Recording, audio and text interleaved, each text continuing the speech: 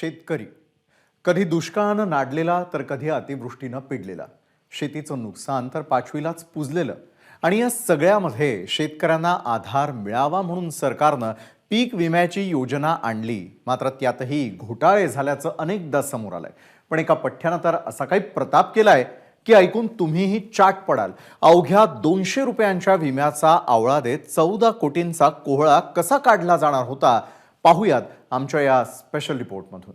एक शेतकरी, 23 जिल्हे, 186 पीक विमे, 200 रुपयाची गुंतवणूक, 11,000 हेक्टर जमीन, 14 कोटींची भरपाई.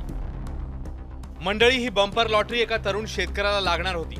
पण कृषी विभागाने केलेल्या पडताळणीत एकाच शेतकऱ्याने 186 पीक विमे काढल्याचं उघड झालंय. एकट्या औरंगाबाद जिल्ह्यामध्ये या वने या ग्रस्ताने 91 बोगस प्रस्ताव तयार करून साधारण 2608.76 हेक्टर एवढ्या क्षेत्राचा विमा उतरवलेला आहे. एवढ्या क्षेत्राचा जर आपण विमा संरक्षित रक्कम बघितली तर ती जवळपास 14,11,27,371 रुपये एवढी विमा संरक्षित रक्कम यांनी केलेली आहे. या पठ्ठ्याने विम्यासाठी कसा केलाय झोल ते पाहूया. 23 जिल्ह्यांमध्ये जमीन असल्याचे दाखले दाखवले. त्या जमिनींवर विम्यासाठी 186 अर्ज केले. संभाजीनगर जिल्ह्यात 50 अर्जांमधून 1221 हेक्टर जमीन दाखवली. 6,09,56,000 रुपयांचा विमा काढला. बीड जिल्ह्यात 31 अर्जांमधून 583 हेक्टर जमीन दाखवली आणि 3,04,35,000चा विमा उतरवला. हिंगोलीत 14 अर्जांद्वारे 490 हेक्टर जमीन दाखवली. लातूरमध्ये 14 अर्जातून 380 हेक्टर जमीन दाखवली. चंद्रपूर, जळगाव, नाशिक, सातारा, सोलापूर जिल्ह्यातही विमा उतरवला. या जमिनीचं क्षेत्र अजून विमा कंपनीकडनं उपलब्ध झालेलं नाहीये.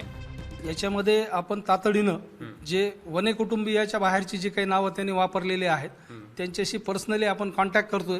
खरंच त्यांनी स्वतःहून अटेम्प्ट केलेला आहे का यानेच त्यांची नावं वापरून तो अटेम्प्ट केलेला आहे.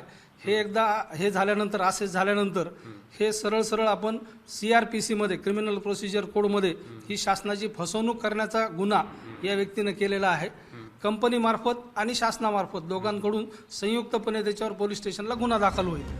आता यातून सरकार आणि विमा कंपनीला किती नुकसान होणार होतं ते देखील पाहूया. 4,500 हेक्टर जमिनीवर सोयाबीनचं पीक दाखवलंय. त्यासाठी 22,57,43,000 रुपयांचा विमा काढला. राज्य सरकारला शेतकरी हिश्शापोटी सुमारे 3,98,65,000 रुपये विमा कंपन्यांना द्यावे लागणार होते. नुकसान भरपाईचे निकष लागू झाल्यास 50% भरपाई मिळाली असती. त्यातून त्याला 14,28,71,000 रुपयांचा लाभ झाला असता. सरकार आणि विमा कंपन्यांना चुना लावणारा हा पठ्ठ्या आहे छत्रपती संभाजीनगर जिल्ह्यातल्या पैठण तालुक्यातला.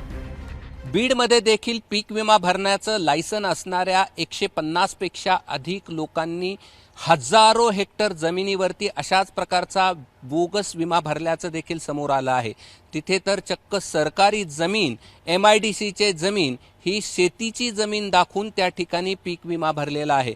त्यामुळे या पोर्टलच्या त्रुटीचा कसा प्रकारे फायदा घेतला जात होता यावरनं स्पष्ट होत आहे. बीड जिल्ह्यामध्ये साधारण 274 शेतकरी असे होते की ज्यांनी 25 हेक्टरपेक्षा जास्त विमा भरला होता आणि जवळपास त्यांचं प्रीमियमची रक्कम जर पाहिली आपण तर ती 12 कोटीच्या घरामध्ये होते आणि जवळपास त्यांना संरक्षित रक्कम पाहिली तर ती साधारण 64 कोटीपर्यंत लाभाची आपल्याकडून जाण्याची शक्यता होती. भरपूर ठिकाणी आम्हाला संबंधित शेतकरीच आढळून आले नाही किंवा जे काही क्षेत्र होते ते लागवडीखाली नसलेले देखील आढळून आले. जसं की गायरान जमीन असेल किंवा म्युन्सिपल कॉर्पोरेशनची असेल किंवा शासकीय जमीन असेल किंवा वन विभागाची जमीन असेल, अशा विविध प्रकारच्या जमिनीच्या नावावर विमा भरलेला आम्हाला आढळून आला. पीक विमा भरण्यासाठी पीक पेरा स्वयं घोषणापत्र, 7/12 वर उतारा, आधार कार्डशी संलग्न असलेलं बँकेचं पासबुक, आधार कार्ड, सामायिक खातेदार असल्यास देवळाचं संमतीपत्रही लागतं. त्यामुळे या पठ्ठ्याने ही सगळी कागदपत्र कुठून आणली आहेत? पीक विमा अर्ज भरताना त्यांची पडताळणी झाली नाही का? आणि नसेल तर आजवर अशा किती बोगस पीक विमा उचलला गेला असेल? कृष्णा केंडे, ABP माझा, छत्रपती संभाजीनगर. ABP माझा, उघडा डोळे बघा नीट.